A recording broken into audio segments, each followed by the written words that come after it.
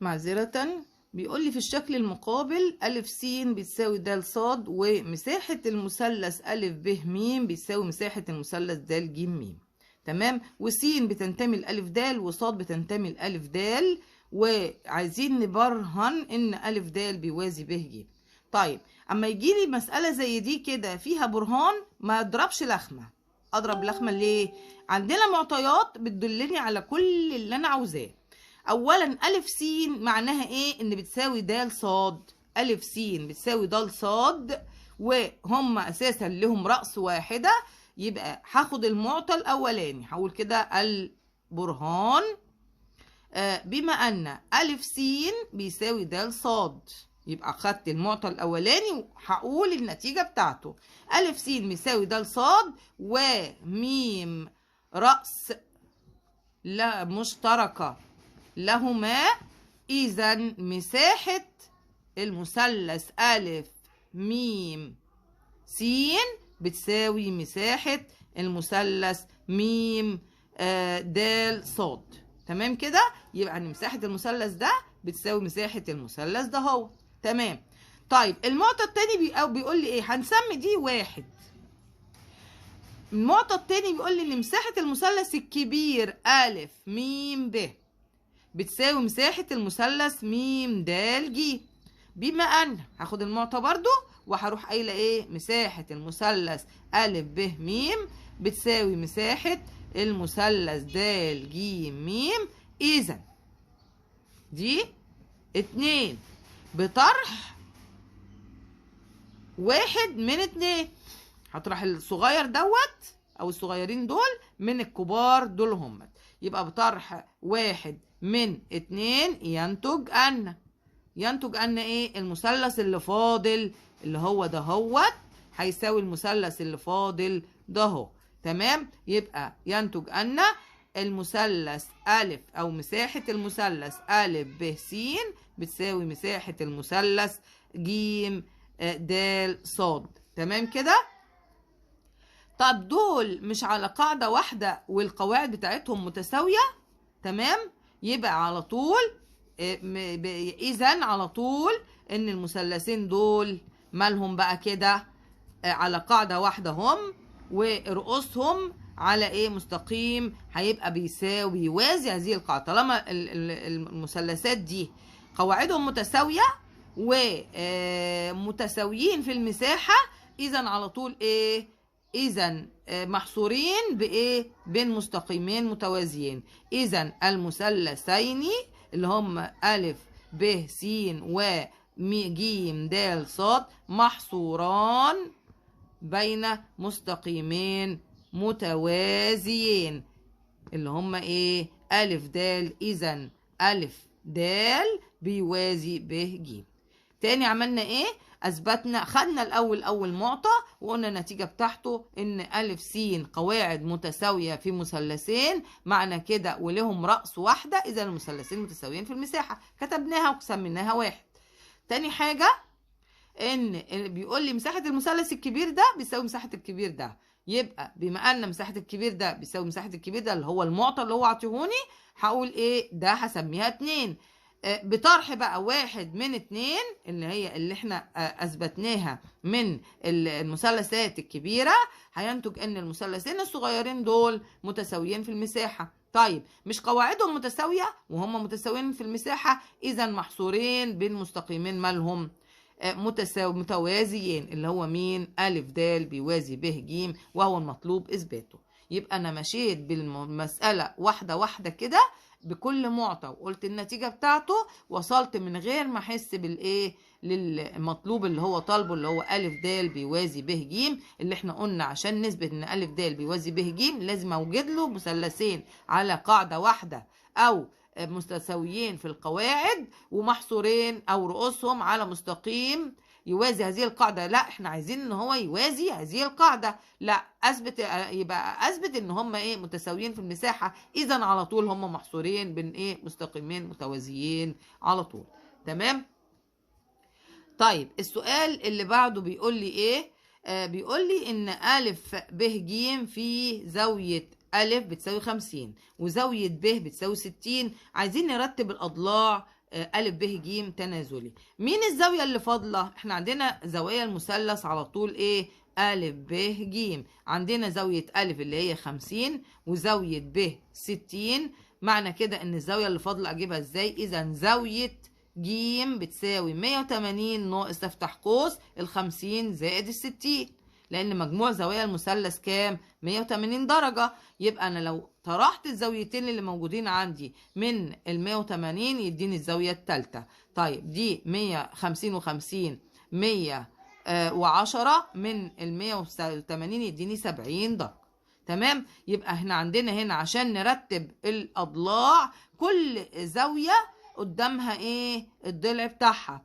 زاوية أ يبقى قدامها مين؟ ب ج. زاوية ب قدامها مين الحرفين التانيين؟ أ ج. طب زاوية ج قدامها مين؟ قدامها ب أ أو أ ب. تمام؟ كل زاوية الضلع الكبير بتاعها تبقى هي اللي أكبر. يبقى عشان نرتب تنازلي ناخد الأكبر، يبقى أ ب أكبر من ب أ ج أكبر من مين؟ من ب ج. على حسب الزوايا. جبنا الزاوية بتاعت زاوية ج اللي هي قدامها أ ب. طب نجيب الضلع ازاي؟ على الحرف اللي عندي قدام الحرفين التانيين. يبقى حرف الزاوية اللي هي زاوية أ، يبقى الحرفين التانيين من المثلث اللي هو أ ب ج مين؟ ب ج. طب زاوية ب من الحرفين التانيين؟ أ ج. طب زاوية ج من الحرفين التانيين؟ أ ب. كل ضلع قدامه الزاوية بتاعته. يبقى هنرتب الأضلاع إن أ ب أكبر، هننزل بقى أكبر من أ ج أكبر من إيه؟ من ب ج. تمام؟ السؤال اللي بعده بيقول لي إيه؟ بيقول لي في الشكل المقابل أ د بيوازي ب ج.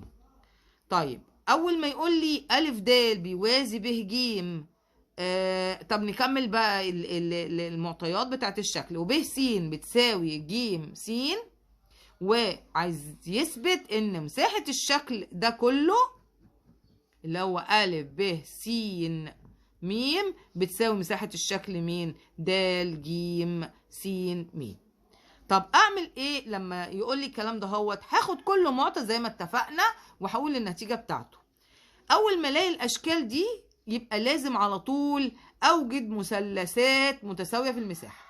الشكل ده كده وفي أضلاع متوازية يبقى أوجد مثلثات متساوية في المساحة. طب المعطى الأولاني ده اللي بيقول لي بما أن أ د بيوازي ب ج، مش عندي أ د بيوازي ب ج يعني في مثلثين اهمت.